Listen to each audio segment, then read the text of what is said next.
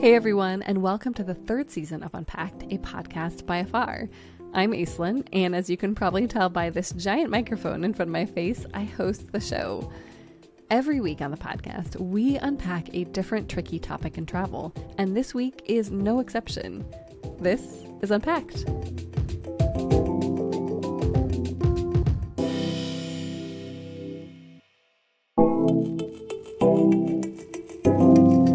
I'm Aislinn Green, and this is Unpacked, the podcast that unpacks one tricky topic in travel each week.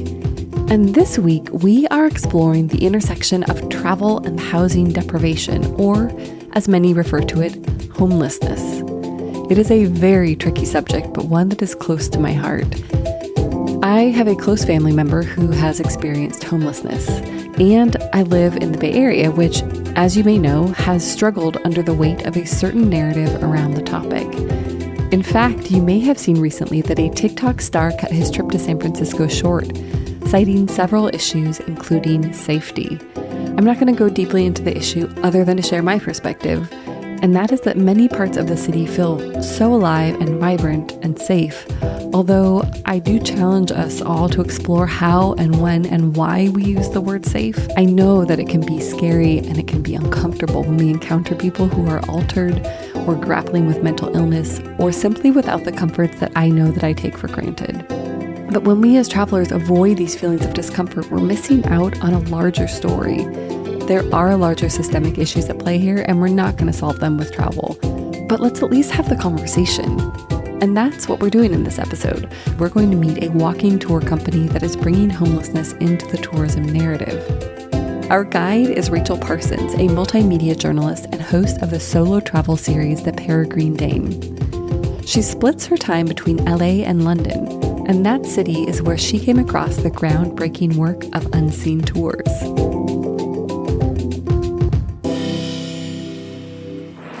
Here at St Giles in the Fields, this was literally a field, and it was where people came and they were hung, drawn and quartered. For my money, there's no better way to spend a couple of hours in a new city than a good walking tour. Especially one that reminds me I'm lucky to be alive in an era where I'm unlikely to be publicly eviscerated. I love a little history. He became a doctor for Henry VIII simply because he was found with 3 women. Because, of course, he'd become a monk, and monks aren't supposed to be with women. A little architecture. St Patrick's Church was not a church. It was actually a house. It was called Carlisle House. There's another Carlisle House over there, but this was a slightly dodgier one. And London is chock full of them. Not dodgy houses, though there are still plenty of those around. I mean walking tours, food tours, pub tours, architecture tours, history tours, street art tours, and of course the ubiquitous Jack the Ripper tours in the once gritty and dark East End. But I'm in the bright lights and polished, if commercialized, refinement of the West End. I'm joining guide Nick Shaw on one of her tours of the Soho and St Giles districts. Soho is London's notorious nightlife hub. Opulent theatres and flat-faced Victorian brick buildings squeeze narrow sidewalks, forcing pedestrians onto equally narrow streets, the pavement of which covers most of the old cobbles. Once a den of iniquity, today Soho and St Giles are known more for cheesy clubs and expensive restaurants than public executions. London's queer community also has deep roots in Soho. Nick stops in front of a door with an ornate knocker on a quiet pedestrian path called Flitcroft Street. In 1935, it was the door to Billy's, a gay members club. Homosexual behavior being illegal, Billy's and the Caravan Club not far away were under heavy secret police surveillance. This is just 2. Goodness knows how many there were. And they were open for about a year, and then the government came along and said, this is Satan's work, we have to close these places. And they did. What followed were aggressive raids by the Metropolitan Police and lengthy trials and sentences for scores of customers and club owners. We're all contemplating historical social injustice when Nick, who's been leading tours since 2018, takes this moment to seg into some history of a personal nature. The only reason that I got a decent home was because I was in hostels, but then I was put in this charity called Broadway, put me in with a woman, who was had just come out of rehab. She'd been on heroin. If this seems a bit non sequitur for a history walking tour, it's because Nick is a guide with Unseen Tours. It's a social enterprise in London that hires people who were previously homeless. Nick Shaw spent about 12 years as one of the thousands of hidden homeless in this city, bouncing from hostel to hostel. Jayni Gudka, the organization's CEO, tells me that Unseen Tours guides have lived through a range of homelessness, including living on the streets, known in Britain as sleeping rough. One note on the sound. Jayni has agreed to meet me on a particularly miserable rainy day, even for London, and we've had to tuck away in a noisy coffee shop. To our tour guides, some have been rough sleeping in London for many years. Some have not experienced that form of homelessness, but they've experienced hidden homelessness, so they may have had hospital stays which left them homeless afterwards. We didn't have somewhere to go after their stint in hospital. They may have slept in cars when they were displaced from wherever they were staying, or they may have had relationships break down, and that may have led them to being homeless, staying in hostels, couch surfing sometimes. So it does vary quite a bit, and I think that's something we're keen to raise awareness about through our tours. To be clear, this is not poverty tourism, and Unseen Tours does not hire guides who are still homeless. Instead, Jayni says if someone comes to them who's unhoused, the first order of business is to work with partner organizations to get a roof over their head before training starts. On her tour, Nick shares how she finally got into stable housing. Sometime around 2010, she can't quite remember, and that ended a dozen years of living one night to the next. She had help from social workers before finding Unseen Tours, and I will get back to that. But to understand her path out of homelessness, it's important to understand her journey into it. Before the tour, Nick invited me to her apartment where we can talk away from the noise of the street. It's in a neat public housing complex with a lush green courtyard and common garden on the edge of St. Giles. Her living room is overflowing with history books. There are stacks on the shelves, on the floor, on the tables. The walls are a vivid deep green and coordinate with Nick's green jacket, green jewelry, and green fingernail polish.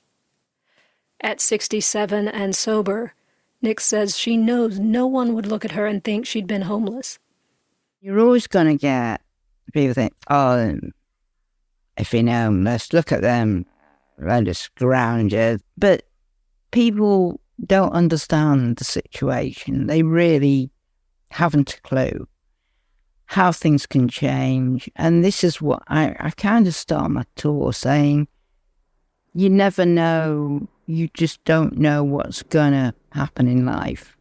You start, everything's fine and lovely, and you've got this and you've got that. Things don't always work out. Nick was born in 1956 in northwest England. She became a nurse, got married young, and had 2 children. From the outside, everything looked fine. And also people say they're fine, don't they? Oh, I'm fine. How are you, Rachel? Oh, I'm fine. Do you know what it stands for? Up, insecure, nervous and emotional. That is what it stands for. And it's true quite often. But we all kind of got this smile on our face. In Nick's case, the smile couldn't hide the bruises. Her husband was physically and psychologically abusive. She eventually left him. Time passed, and she met someone new, and for a number of years found love and stability. She was still nursing and studying criminology part-time. Then one day she came home from work and found her partner dead. Painful years of past trauma and new loss manifested as mental illness and eventually alcohol addiction. Really, things just fell apart. My sister said, come and live with me, and in East Dulwich. So I went to live with her, but my head was screwed.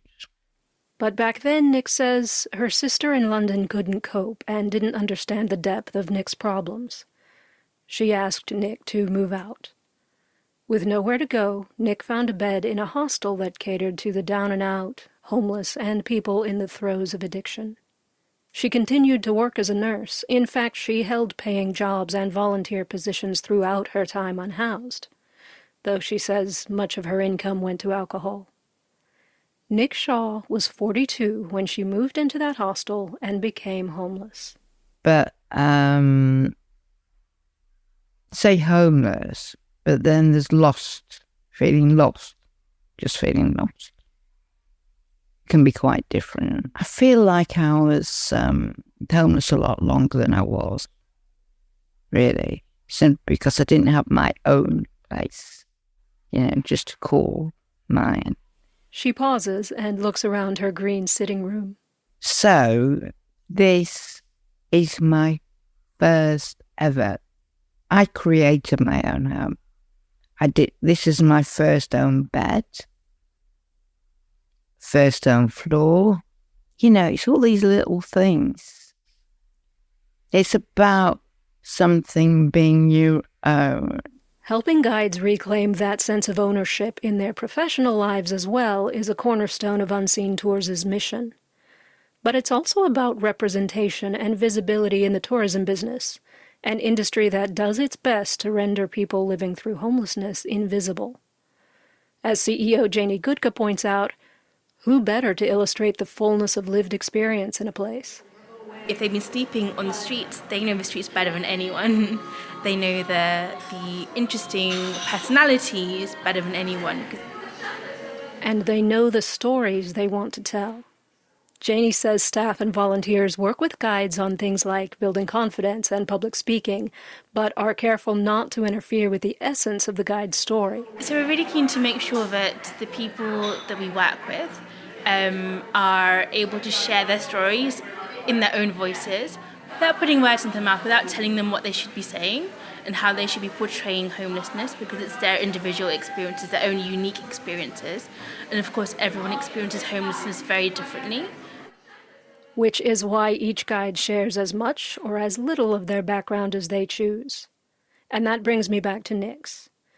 99% of her 2-hour tour is history and culture, but she shares her transition out of homelessness to highlight the holes in the safety net. Remember, she'd been sleeping in hostels for about 12 years when her social workers found her a roommate and put them in public housing. The woman's name was Lana. She'd been on heroin. She'd been out of rehab for 4 weeks. I joined her. I've never done drugs. Drink, yeah. Drugs, no. Lana quickly fell back into her heroin addiction. Things got dangerous when acquaintances of Lana's started coming around the apartment at all hours trying to kick in the door. Nick's caseworkers knew they had to get her out. They helped Nick into an apartment of her own. And Lana has not been seen for 11 years, so she's probably dead.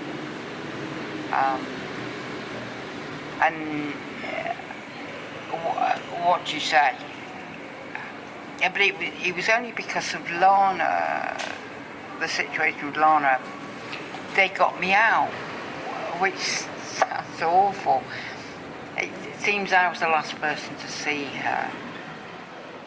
Although things turned out in Nick's favor, it could have easily gone differently because homelessness in London has only increased in the last decade, straining the city's support system. Liz McCulloch is Policy and Research Manager at St. Mungo's, a nonprofit homeless services organization.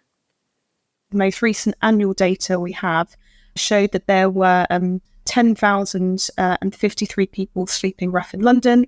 So that was a 21% increase from the previous year. That's more than 10,000 people sleeping on the street. But like Nick, thousands more don't show up in the numbers. With hidden homelessness, Liz says there's no way to know for sure. But the problem with hidden homelessness is that it encompasses people who basically fall through the gaps of the system. So it's people who are sofa surfing, it's people who are sleeping in a secure place, maybe in a squat at night, and then during the day they maybe ride public transport. And so these groups aren't being necessarily picked up as a specific group by statistics. We need to think about the hidden homeless group in order to effectively tackle rough sleeping, because these are essentially people who are on the verge of sleeping rough.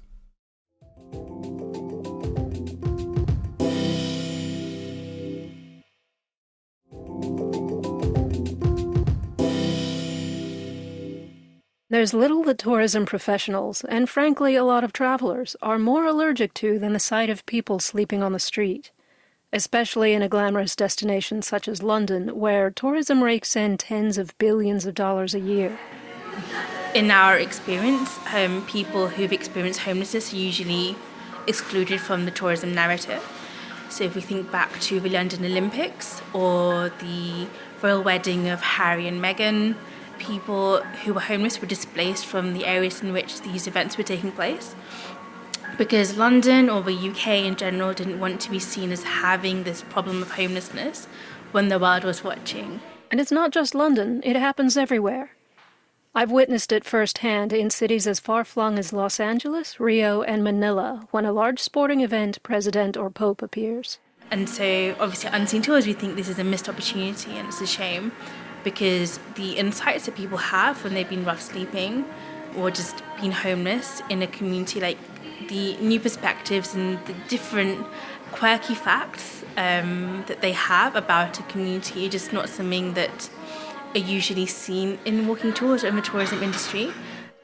So Nick and her colleagues understand the multi-layered context of their tour sites like few others.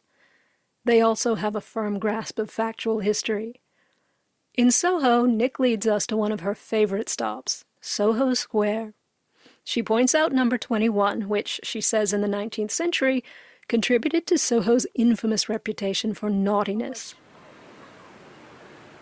They bought this place and they made it into the Magic Hotel or the White House or various other names.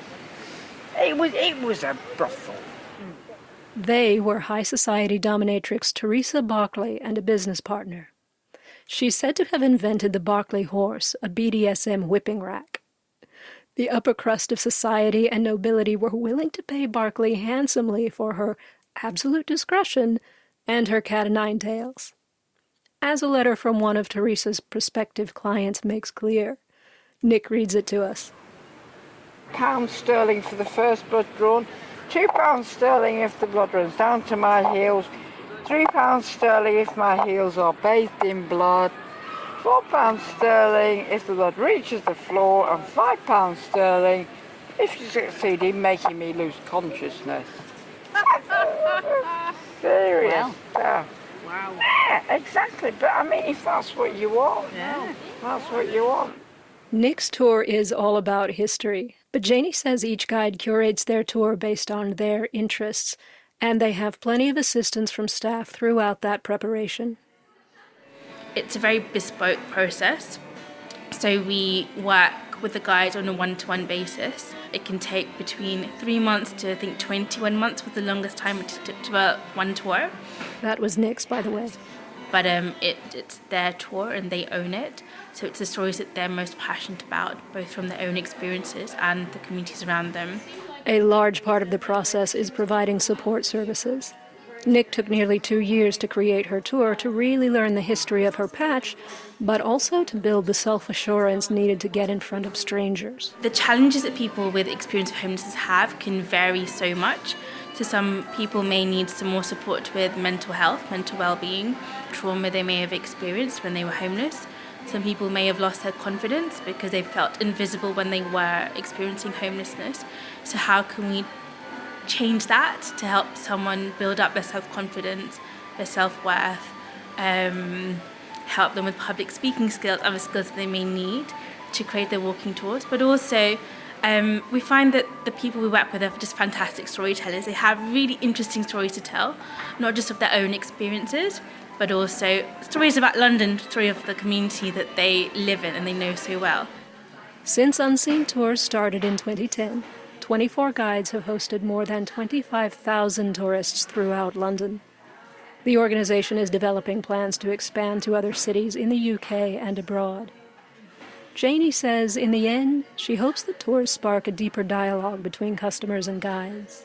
Just to help have conversations about homelessness with people who often just don't have a chance to speak about these topics and who may have kind of stereotypes or stigmas that they personally associate with homelessness, their own prejudices, for example.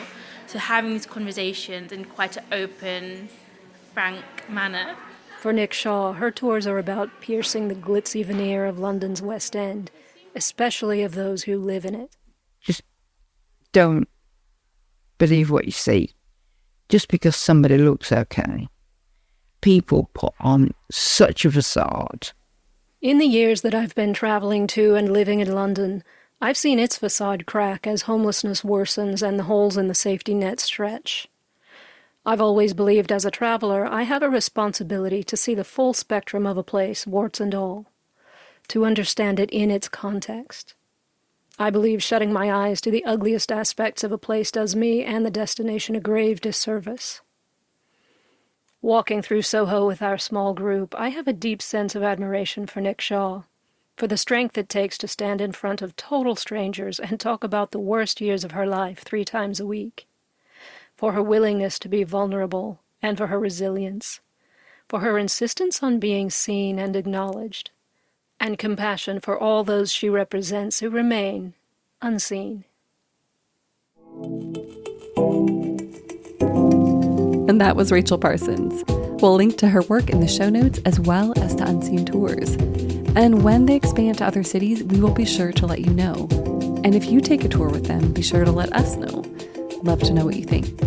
Next week, we'll be back with our first unpacking episode of the season, this one exploring all things Albuquerque, New Mexico. Ready for more unpacking? Visit afar.com and be sure to follow us on Instagram and X. We are at Afar Media. If you enjoyed today's exploration, I hope you'll come back for more great stories. Subscribing always makes that easy. And be sure to rate and review the show on your favorite podcast platforms. It helps other travelers find it. And if you ever want to ask a question or suggest a topic for coverage, you can reach out to us at afar.com/feedback or email us at unpacked@afar.com. This has been Unpacked, a production of Afar Media. The podcast is produced by Aislinn Green and Nikki Galteland. Music composition by Chris Collin. And remember, the world is complicated. We're here to help you unpack it.